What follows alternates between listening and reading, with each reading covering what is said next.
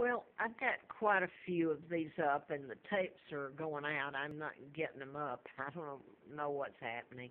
But anyway, the only thing I'm not going to give all this background. If anybody cares, it's on prior tapes. God knows I've put enough up, and I turned to the social media because I couldn't, no law enforcement will help do it. I can't get an attorney or anything.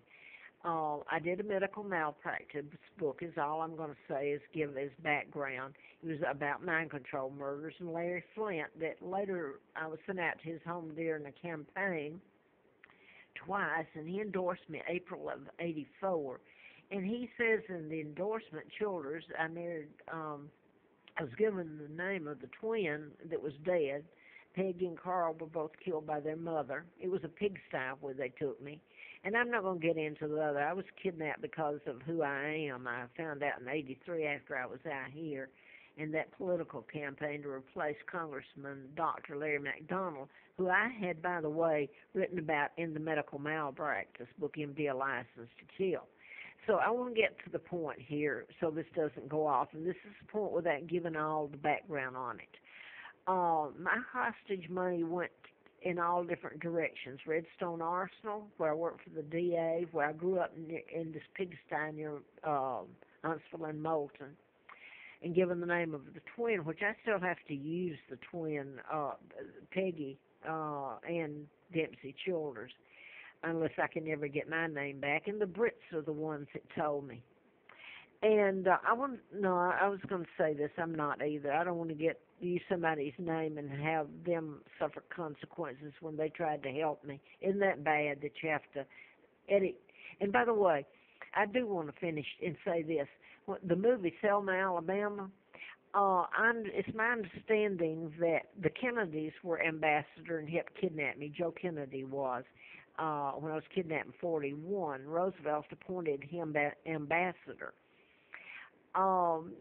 Kennedy, I had no idea until I had antifreeze put in me after this book was written, and antifreeze, April Fool's Day of '80. I was back there and on the street, really, in Atlanta, where I'd had a home. I went to Mrs. Um, Martin Luther King office downtown, and I had flip-flops on in November, freezing. And I wanted to see her, and I was really afraid in the condition and what, no money, and well, they knew who I am. She wouldn't come out. They said she was busy. Well, when she finally, I wouldn't leave. She sent the guy that they said was next to her there, and he took me outside. He wasn't even in the cold, wouldn't talk to me inside. And he knew about, he even mentioned Rhodesia and mind control, and a doctor there that was friends of theirs had just had a chip put in him, and when he come home, he took a flying leap into the wall and smashed his face. It's the power that can be behind the synchronicity and all of it. But he mentioned Rhodesia. Well, that's was a British colony, and it's later in '83 I find out about being kidnapped and who my father is and who I am and who my father was really married to. So I want to get back to this, though. Twyla lived at the Laurelwood Apartments when I moved there in '79 and had a letter from the FBI. And the antifreeze was put in me in April Fool's Day of '80 because this is ongoing. They have done everything in the book to me every step of the way and to my kids. But this was set up. My ex-husband came back, and he would stay there sporadically, hopefully to try to help me and the boys with what was going on with us. Well, she lived there too, and the manager, I've said this and I'll lose the time on it, the manager told me that her uncle had been in charge of the Patty Hearst kidnapping. Well, the Hearst, I don't know who all didn't get in on my kidnapping. You got the top people took out my father because my father was a decent man.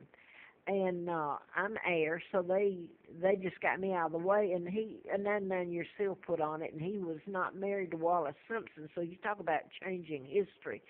I wanted to get back to that Selma, Alabama. They made a big deal out of history was altered because of the relationship they met with Lyndon Johnson.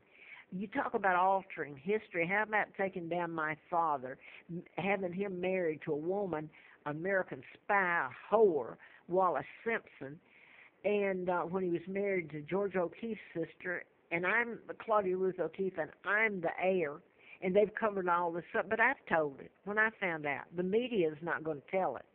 And then I wrote the book on mind control before I found out about being kidnapped. And Larry Flint was shot, and the mind control murders and all that. Now then, my addendum to the divorce, this is the point I'm trying to make here, is when I totally got shut down after the antifreeze, after my ex-husband had my apartment, they allowed to put it in his name, move my furniture. I had nothing, had the antifreeze put in me then. I'd been lured out to his sister's, and then suddenly, when I got out there, she told me to turn around and go back. Her attitude changed.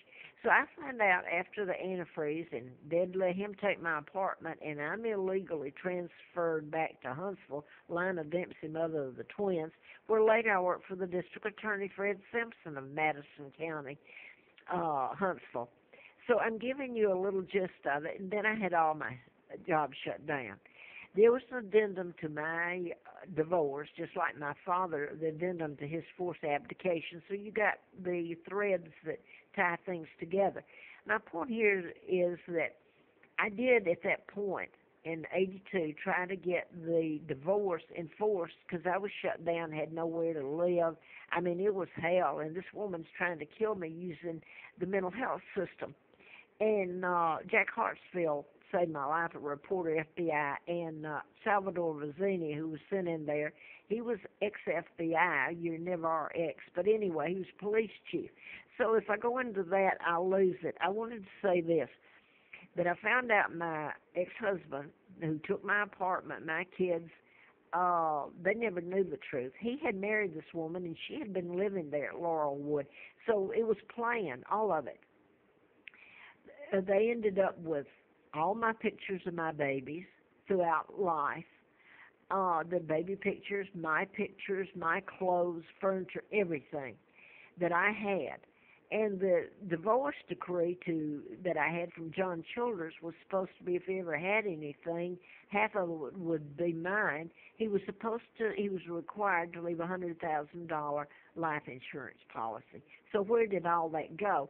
All that had to be done for me to live when my jobs were shut down after 1982 was to get it enforced. Well, instead, I went back there and went to the police in Cobb County in Marietta, and when I got back, my ex-husband had the cops there the next day, and they were going to lock me up, and that's when I found out the cops actually showed me the papers where he signed it and her, and they told him he and his wife couldn't because you had to have somebody kin to me. So to keep me from getting any alimony, to give me a place to live, they were going to have me locked up like Lina Dempsey did it and used the mental health system. Everybody knew this in Huntsville. Judge McCoy, real quick, was it. I'd worked for the district attorney, is what I'm trying to tell you.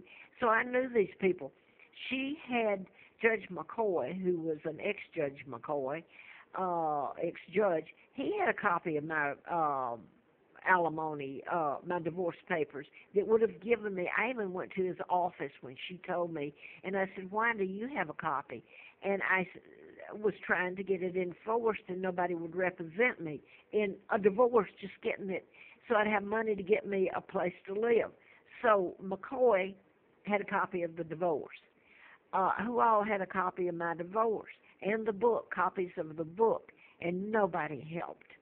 I was put on the side of the road, everything sick in the book done to me. And I've gone to social media and put it all on there. You can't put it all, but that was my point in this.